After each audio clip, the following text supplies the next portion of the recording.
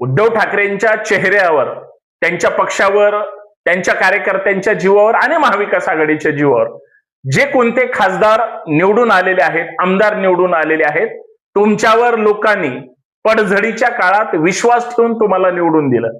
तुम्ही कुणासोबत जावं, कुठं जावं, तुम्ही कुठल्या पक्षाचे याच्याशी मला देणं घेणं नाही. परंतु सध्या जे तुमच्या माध्यमातून घाणेरडं राजकारण सुरू आहे, इकडून तिकडून उड्या मारायचं, सगळ्या डगरीवर हात ठेवायचे किंवा गद्दारीचा शिक्का कपाळी लावायचा, मतदारांसोबत बंडखोरी करायची, तर हे किती दिवस तुम्ही करणार आहात? हे करून काय मिळणार आहे? आणि तुम्हाला जर त्याच पक्षात जायचं होतं तर मग निवडून येईपर्यंत किंवा त्याच्या अगोदर तिकीट मिळवण्यापर्यंत किंवा त्याच्या अगोदर त्यांच्याकडून निवडून तिला उभं राहण्याची गरज काय? थेट त्या पक्षात जा, तिथलं तिकीट घ्या, निवडून या आणि मग काय तुम्हाला स्वतः गोंधळ घालायचा ते घाला.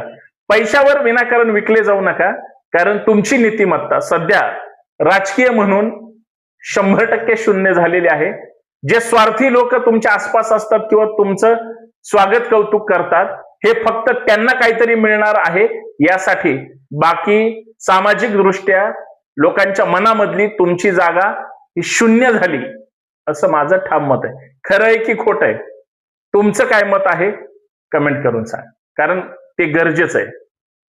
जय शिवराय, जय महाराष्ट्र.